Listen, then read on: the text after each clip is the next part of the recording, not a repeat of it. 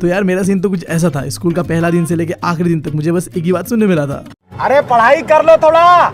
और जहाँ तक की बात रहा अपने स्कूल लाइफ से कौन सा एक लास्ट लेसन मैंने सीखा, तो मेरे क्रश का बताया वो बात कि नेवर ट्रस्ट वुमेन, और बंदी ने जाते जाते हैंड्स प्रूफ भी कर दिया मेरे दिल के साथ। क्या बताया इसके बारे में। खैर, आज के चैप्टर का नाम भी है द लास्ट लेसन। राइटर का नाम तुम मुझे बताओगे। अगर तुम्हें तुम्हारी बंदी चाहिए तो कमेंट्स में बताओ क्या है राइटर का नाम। इस स्टोरी का टाइमलाइन चलता है ऐसे समय के बीच जब फ्रांस और पर्शिया वॉर कर रहा होता है। पर्शिया तुम समझ लो आज का जर्मनी है ना, उसे एक समय में पर्शिया बुलाया जाता था। तो जब फ्रांस और पर्शिया वॉर कर रहा होता है तो फ्रांस हार जाता है, जिस वजह से फ्रांस को गंवाना पड़ता है अपना 2 डिस्ट्रिक्ट, एल्जेस एंड लॉरेन। तो इन दोनों डिस्ट्रिक्ट पे पहले पढ़ाया जाता था फ्रांस और अब पढ़ाया जाएगा जर्मनी। और इस स्टोरी के अंदर 2 कैरेक्टर्स होता है। पहला कैरेक्टर एम हेमल जो कि फ्रांस टीचर होता है, वो अपना आखिरी लेसन देने वाला था इससे पहले कि वो अपना देश छोड़ के चला जाए। और दूसरा कैरेक्टर था फ्रांस जो कि बिल्कुल मेरी तरह ही अपने टीचर को बिल्कुल ही सीरियस नहीं लेता था। अब इससे पहले कि हम स्टोरी पे आगे बढ़े, मैं हूं तुम लोग का दोस्त और होस्ट बीवी, निकल चुका स्टोरी टेलर बनने की जर्नी पे। एक्सपर्ट नहीं हूं बट हाँ वो चीजें करने का कोशिश कर रहा हूँ जिससे मुझे अच्छा फील हो और तुम लोगों को ये स्टोरी मरते दम तक याद रहे।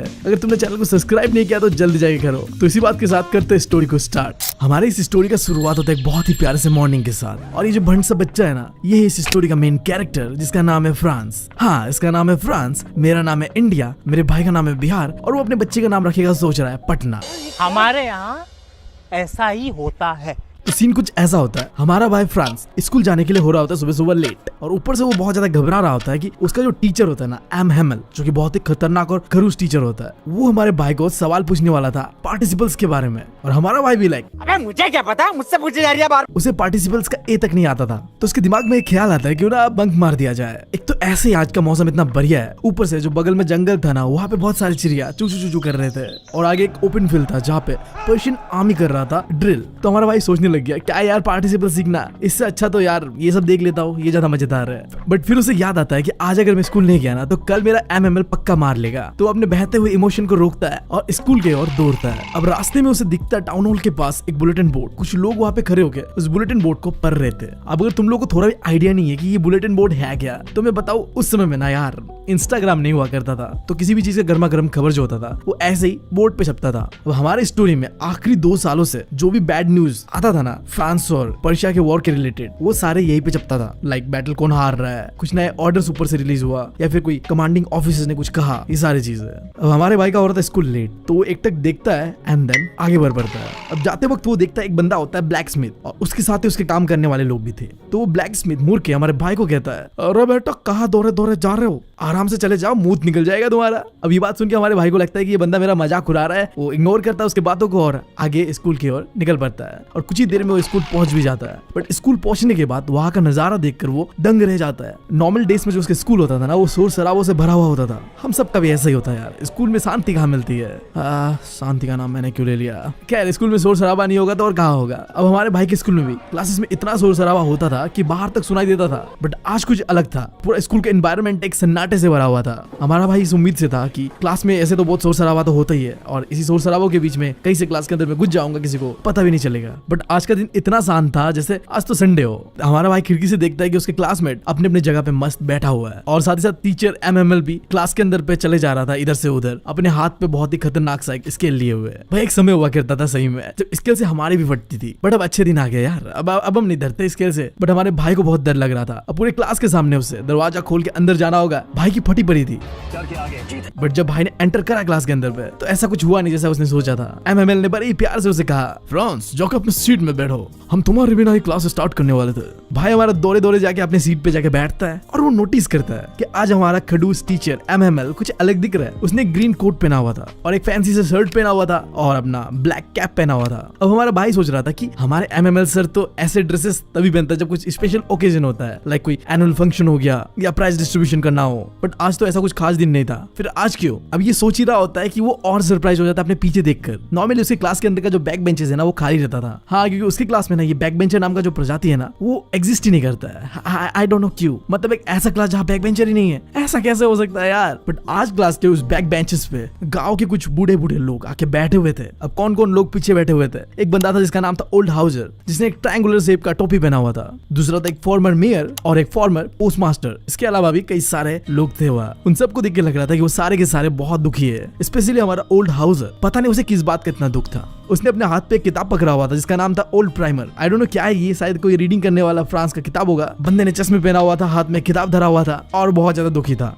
अब हमारा भाई ये समझने की कोशिश कर ही रहा होता है कि क्लास के अंदर पे ये हो क्या रहा है। तभी एमएमएल अपने चेयर से उठता है एंड बहुत ही प्यार से कहता है, मेरे बच्चों, आज तुम लोग का आखिरी फ्रांस लेसन है जो मैं तुम लोग आज पढ़ाऊंगा। ऑर्डर आया बर्लिन से कि एल्जेस एंड लोरेन के सारे स्कूलों पे अब पढ़ाया जाएगा जर्मन लैंग्वेज। कल से तुम्हारा जर्मन टीचर आ जाएगा। ये तुम सबका आखिरी फ्रांस लेसन है। मैं चाहता हूँ कि तुम सब ध्यान से इस आखिरी क्लास को अटेंड करो। अब ये बात सुनकर हमारा भाई फ्रांस रियलाइज करता है कि उसने जो बुलेटिन बोर्ड पे न्यूज देखा था वो पक्का इसी बारे में था। अब भाई हमारा गुस्सा हो रहा था उन लोगों के ऊपर जिन्होंने ये ऑर्डर दिया है। वो अपने आप से ही सवाल करता है, मेरा आखिरी फ्रांस लेसन, बट मुझे ढंग से लिखना तक नहीं आता है अपने पास्ट के एक्शंस को लेके कि कैसे उसने क्लास बंक करा, जब पढ़ना आता तब पढ़ा नहीं, खेल मस्ती करा। उसके सारे बुक्स जो कि एक समय में उसे बोझ लगता था आज उसे एक पुराने दोस्त की तरह लग रहा था जिसे वो खोना नहीं चाहता था। भाई हमारा बहुत सैड फील करता है, यहाँ तक कि वो ये भी भूल गया था कि हमारे मास्टर जी का बीपी और स्केल कितना हाई है। अब उसे ये भी समझ आया कि गाँव के लोग जो पीछे बैठे हुए वो क्यों बैठे हुए। भाई साहब वो एक समय के बैक बेंचर्स होते होंगे इसीलिए आके बैठे हुए हैं। जोक्स अपार्ट, सीरियसली मत लेना। वो सारे के सारे लोग इसलिए आए हुए थे कि वो हमारे मास्टर को थैंक यू करना चाहते थे जो 40 साल हमारे मास्टर जी ने ईमानदारी से अपना ड्यूटी निभाया और साथ ही साथ वो रेस्पेक्ट शो कर रहे थे अपने कंट्री के लिए जिसे अब उन्होंने खो दिया था। अब जो हमारा भाई फ्रांस ख्यालों में खोया हुआ था कि ये क्लास में चल क्या रहा है, तभी अचानक से उसका नाम बुलाया जाता है। समय आ चुका था हमारे भाई का पार्टिसिपल्स बोलने का। अब हमारा भाई मन ही मन सोच रहा होता है कि आज तो सर को इम्प्रेस कर देना है। ऐसे फर्राटेदार पार्टिसिपल सर को सुनाऊंगा ना, सर अपनी बेटी का हाथ ही मुझे दे दे इम्प्रेस होकर। अरे शर्म नहीं आता आपको? बट वो सोच तो रहा था कि आखिरी लेसन है, कुछ भी गलती नहीं करना है, सब परफेक्टली होना है। बट वो पहले ही वर्ड पे हक देता है। उससे कुछ बोला ही नहीं जा रहा था, बहुत ज्यादा नर्वस हो चुका था वो। उसे लग रहा था कि अब तो एमएमएल उसे पक्का पनिशमेंट दे के रहेगा, बट ऐसा कुछ होता नहीं है। एमएमएल पनिशमेंट नहीं देता उसे, बट हाँ सुनाता जरूर है। एमएमएल कहता है, देखो हम कहाँ आ चुके हैं, हमें लगता है कि हमारे पास बहुत समय है। और यही बात कहते कहते हम अपने आप को हर चीजों के लिए टालते रहते हैं। और आज हम एक ऐसे सिचुएशन पे आ चुके हैं जहाँ पे हम अपने ही लैंग्वेज को खोने वाले हैं। हमने उन जर्मन्स को मौका दे दिया है कि वो हमारा मजाक उड़ाए है कि तुम लोग कैसे लोग हो, तुम्हें अपना ही लैंग्वेज सही से बोलने नहीं आता। तुम अपने आप को कहते हो कि हम फ्रांस के लोग हैं, बट तुम्हें तो फ्रांसी बोलना नहीं आता। बट ये तुम्हारी गलती नहीं है फ्रांस, ये हम सब की गलती है। तुम्हारे पेरेंट्स तुम्हारे पढ़ाई को लेके सीरियस नहीं थे, वो तुम्हें कुछ चंद पैसों के लिए फार्म में काम करने के लिए भेज देते थे। साथ ही साथ ये मेरी भी गलती है, मैंने कई बार तुमको गार्डन के फ्लावर्स पे पानी देने भेज दिया। और जब मुझे फिशिंग करने को जाना होता था तब मैं तुम्हें छुट्टी दे देता था। तब अगर मैंने तुम लोग को पढ़ाया होता तो शायद आज का ये दिन ना देखना पड़ता। एमएमएल कहता है कि फ्रेंच एक बहुत ही ब्यूटीफुल लैंग्वेज है जो कि बहुत ही क्लियर है और बहुत ही ज्यादा लॉजिकल है।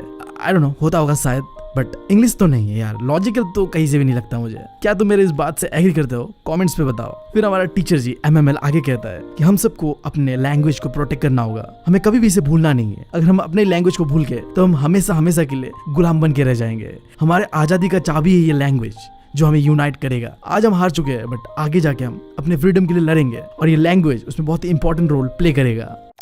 अभी बड़ा सा लेक्चर हमारे भाई फ्रांस को देने के बाद एमएमएल स्टार्ट करता है ग्रामर लेसन्स को पढ़ाना। और इस बार के इस ग्रामर क्लास को अटेंड करके हमारा भाई हक्का बक्का रह जाता है। उसे हर एक चीज इतना आसान लगने लगता है, वो समझ नहीं पा रहा था यही तो चीजें उसे सबसे ज्यादा डिफिकल्ट लगता था। बट आज आई डोंट नो व्हाई इतना आसान क्यों लग रहा है। शायद उसने पहली बार एमएमएल के क्लास को इतने ध्यान से सुना था और दूसरी तरफ एमएमएल भी इतने अच्छे तरीके से चीजों को एक्सप्लेन कर रहा था। शायद ही आज तक कभी उसने ऐसे पढ़ाया होगा। एमएमएल को देख के ऐसा लग रहा था कि वो अपने लास्ट लेसन पे जो भी जानता था ना वो सारी चीजें अपने बच्चों को सिखा के जाना चाहता था, इससे पहले कि वो हमेशा हमेशा के लिए अपने देश को छोड़ के चला जाए। थोड़ी देर में होता है ग्रामर क्लासेस खत्म और वो बढ़ते हैं अब राइटिंग क्लासेस की ओर। एमएमएल ने पूरे क्लास के लिए कुछ नए कॉपीज लाया था और उन कॉपीज के ऊपर कुछ लिखा हुआ था फ्रांस एल्जेस, जो कि शो कर रहा था कि भाई हमारा अपने कंट्री से और अपने रीजन से कितना प्यार करता है। जैसे ही राइटिंग क्लास स्टार्ट होता है पूरा क्लास सन्नाटे से भर जाता है। पूरे क्लासरूम के अंदर अगर कुछ सुनाई दे रहा था तो वो लोगों का लिखता हुआ जो पेन का आवाज है बस वही। हमारा भाई भी लिख रहा था और लिखते लिखते वो सुनता है कि छत के ऊपर में कुछ कबूतर गुटर गुटर गु कर रहे हैं। अब वो सोच में पड़ जाता है कि जर्मन आर्मी इन कबूतरों को भी गुटर गु करने से रोक के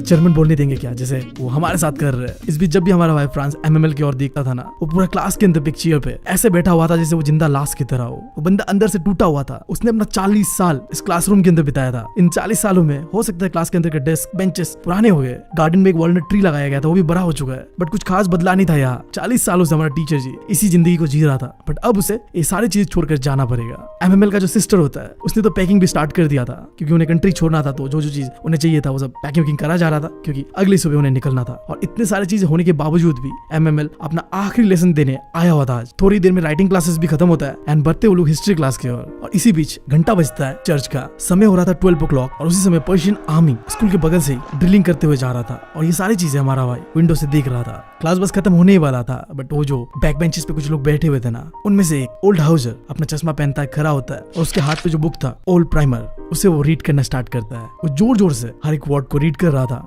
सबको देख के पता चल रहा था कि वो रो रहा है। उसके वॉइस पे भी वो इमोशन दिख रहा था कि बंदा यार बहुत दुखी है हमारे सर जी के लिए। पूरा का पूरा क्लास ओल्ड हाउसर को ऐसे पढ़ते हुए देख के हंस भी रहा था और मन मन में दुखी भी था। और इसी बीच MML अपने चेयर से उठता है। वो पूरे क्लास से कुछ कहना चाहता था, बट हिचकिचाता है, वो कहता नहीं है। वो